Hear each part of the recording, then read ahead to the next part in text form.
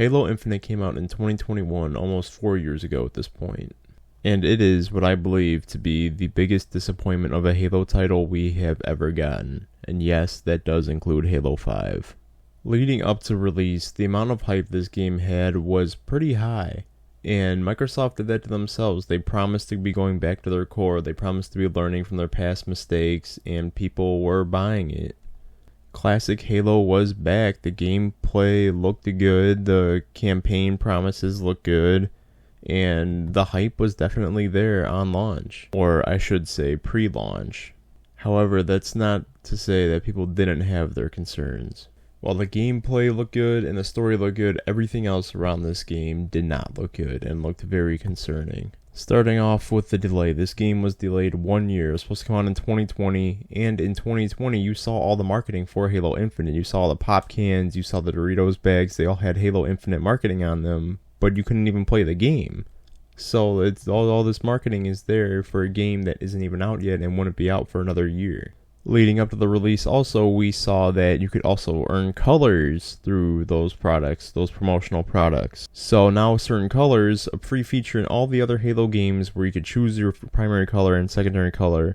Well, now if you want to be black and gold, you better hope that it's free or that you get in a battle pass, because otherwise you're going to buy it. And if you really want a certain colorway and it's locked behind a promotional product, well, good luck getting it unless you get the promotional product or you get a code for it. That was one of the very first red flags I've seen. I know it lit a fire under a lot of people's asses, like, man, this game probably isn't going to be what we expected it to be. Another aspect that caught my eye and brought me in a negative light was the customization. The customization did not look good. I still do not think it looks good to this day. I mean, it looks alright, but I feel like Halo 4, Halo Reach definitely had way better customization.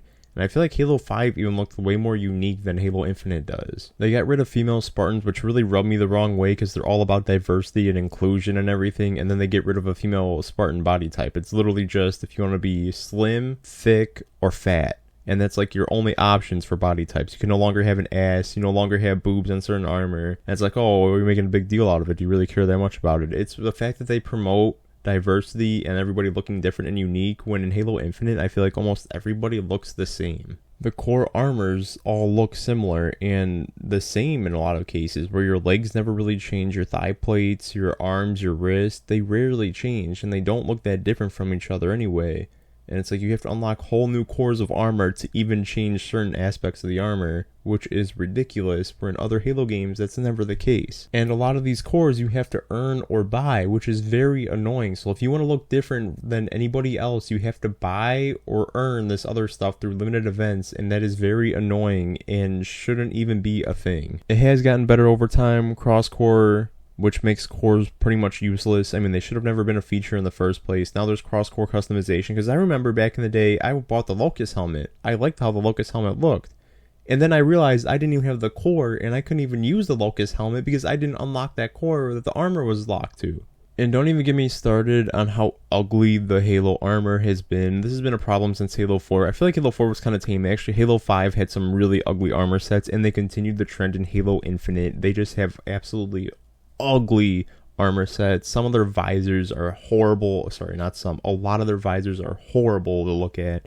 And even a lot of their armor shading and a lot of their color, I forget what it's called, the color parts of the armor that they have, the palettes, are so ugly. And why? Like, this is just the design problem that 343 has always had, and it continues in Halo Infinite. And then you could say, oh, it's a free-to-play game. It's not free necessarily, because you have to buy the campaign. They charge $60 for this campaign. And this campaign was not good at all, and it was very short, and you're paying $60 for the campaign alone? Get out of here. They just wanted to have an excuse to have free-to-play pricing in a $60 game, because realistically, who's going to be buying this game for $60? Nobody, because it's on Game Pass. That's why multiplayer was also free, because most people just got it through Game Pass anyway. So now they have an excuse to charge ridiculous prices for armors while still paying a premium price for the game. I mean, you look at Halo Infinite, $60 for the campaign. Look at what $60 gets you in any other paid game. You can get experiences that last for over 10 hours. You get way more options. You get way more story. So it's not even like an excuse. Like, it's just a poor excuse to even charge $60 for the campaign in the first place. There is zero reason for it. And for the story itself, I didn't think it was that good. I hate when companies do this, when they make a story and then they ignore it in the very next sequel. So it's like, yeah, okay, it may have been rough in that first initial story that you told, but continue it. Don't just ignore it. And that's a problem that a lot of franchises face, is that they'll have one stinker and then completely ignore it. But it's like, alright, but that's still canon in the universe. That stuff still happened. Just because you choose to ignore it in the next movie doesn't mean that it never happened in universe. It still happened. I was wondering the whole time, what happened to Fireteam Osiris? What happened to Blue Team? These people aren't even mentioned in the story, and they were main characters in the previous game, and they're just completely ignored, which is like ridiculous. They could have threw them in like a log. I think they might have threw one of them in a log. But I mean, come on. I mean, I think even story concepts for Halo Infinite had Kelly in the concept art. They should have explained what happened. Where did Blue Team go? Where did Fireteam Osiris go? What happened to them? Where were they during the events of Infinite? I think Locke's armor may have been on a brute, maybe. I don't know. It's never explained, and we don't, not like we get any story expansions either. I mean, this is Infinite. We thought the campaign was going to get stories. I'm not sure if Microsoft said that it was going to get expansions. I think they were, and then I think the game performed poorly, and we never got those story expansions. So who knows what the next Halo title is going to be? I wouldn't be surprised if it's another soft reboot again, because my 343 doesn't know what the hell they're doing with the Halo story. They really don't know what the hell they're doing with the multiplayer either, because I feel like 5, in my opinion, was the best Halo multiplayer we have ever gotten, and it's one of my favorite multiplayer games of all time. The gameplay was so solid, the armor abilities were solid, they weren't overpowered, and then there were certain drawbacks, like you couldn't regenerate your health and sprint. That should have been something that stayed in all the games. The sandbox in 5 was also a lot better. The sandbox in Infinite sucked. The launch weapons were horrible, and this game took, 6 years to develop. I think it had the longest Halo development cycle, and we get the least amount of weapons, the least amount of maps in any Halo title. I mean, are you kidding me? Halo 5's variety was there. Halo Infinite did not have much of a variety. Hell, on launch, they didn't even want to give us Team Deathmatch. They wanted to give us, objective-based games. They wanted to throw people that didn't want to have anything to do with objectives into, objective-based game. That was such a terrible decision, and I think that sums up Halo Infinite perfectly, is that it's just a bunch of horrible decisions. I mean, we're still missing the plasma rifle, the brute shot, the fuel rod cannon, the original shotgun, an SMG. I think the DMR we're still missing. I'm not sure. We're missing the saw. I mean, these are some of the best weapons in Halo, and we're just not seeing any of them in the game for whatever reason, especially the brute shot when this game is mainly brute. Oh, and the Spartan laser. That's the one I couldn't believe wasn't on launch, and we still haven't gotten to this day. Infinite Sandbox was just very disappointing, and hasn't really improved that significantly since launch. And with how far we are into the content slowing down now for Halo Infinite, it has been for the past few years. And they could have made up for the lack of weapons with new modes, but there was really no new modes. In Halo 5, we had Breakout, we had Warzone. Those were the driving points of Halo 5. Where is any of that in Halo Infinite? We don't have any of it in Halo Infinite. We finally got Firefight after a few years of launch. Where are the new modes? Where is the innovation in Infinite? That's another problem with Halo Infinite. There's no innovation. It's just doing what worked, what people think they want.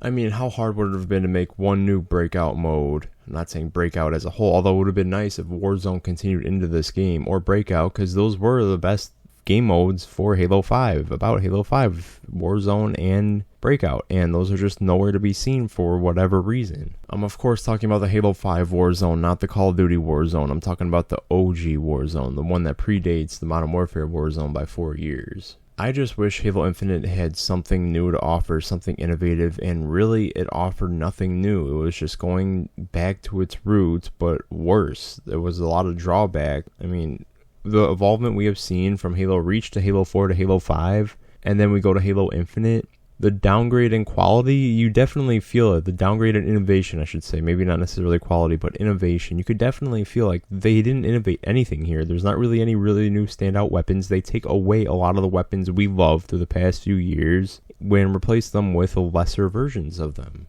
And then they also take away other things from us, like being able to select your own Spartan color or having red versus blue. Halo has always been red versus blue. It makes your armor that color, and for whatever reason, so that way they could show off your customization more, even though you have to pay for it. Red and blue is now not an armor color. You're just always blue team, and the enemies are always red team. I absolutely hate that. It's the little things in Halo that matter, and armor color being red and blue matter, at least in my opinion. This was supposed to be Halo's big spark, Halo's big revival, being down 0-3. and coming back for the win, but it just does not feel like that. It feels like Halo just keeps getting beat down. It's looked at as less as a franchise more and more as time goes on. And honestly, as like a Halo fan, I mean, Halo 4 was like the first Halo and the first video game really I fully played and maxed out. And I really haven't maxed out any other game since. Like, I reached max level in Halo 4. I have personally just lost interest in Halo as a whole. I think I have more interest in Call of Duty right now than I do in Halo, because Halo just, they don't do anything anymore. And we have the Master Chief Collection, which is nice, but Halo 5 isn't in that. Halo 5 is the least updated Halo game, like out of all the Halo games of the mainline franchise. And it's the second newest. I feel like that's also unacceptable. They could at least update it, bring a proper port to PC. Halo 5 is still a beautiful looking game. It's still really fun, but you can't really play it anymore because no one plays it. It's a 10-year-old game at this point. Halo needs to find its footing again. It needs to find where it belongs in the shooter space. Does it want to stick to its routes? Does it want to evolve? I don't know. And the game doesn't really know either. The studio doesn't really seem like they know what they want to do with Halo, because I guarantee you the next Halo title is not going to be similar to Infinite. It's going to have some feature that Infinite didn't have. Maybe it brings back features from 5, from 4, who knows. But at least those titles were innovative. At least they innovated. At least they brought something new to the franchise that hasn't been bought before. And I don't want to hear grappling hooks. A grappling hook should not replace armor thrust. It should not replace thruster packs in general. It should not replace slams. Those should have always stayed in the game. It made the game a lot more fun. Innovation is fun. Even if it doesn't work for everybody, it works for some people. And if it doesn't work for anybody, at least they tried. And they didn't play it safe. There was that whole Battle Royale mode that I think was in development and got scrapped. Thankfully, that got scrapped. They just wanted to follow the current trend at the time, which is fine, but I feel like a Battle Royale just would not have fit the Halo space that well in general, and I think it showed a lack of direction for the Halo franchise as a whole. Also, they need to bring back earnable armor. I do not want to play through another Battle Pass in Halo Infinite to earn the armor I want. I do not want to reach tier 100 of Battle Pass 37 in order to get the one helmet that I want out of the whole game. I should be able to earn it, or just let me buy it directly. Do not make me play through and progress through 100 levels. Also, where the hell are assassinations? How is one of the core features of Halo just gone?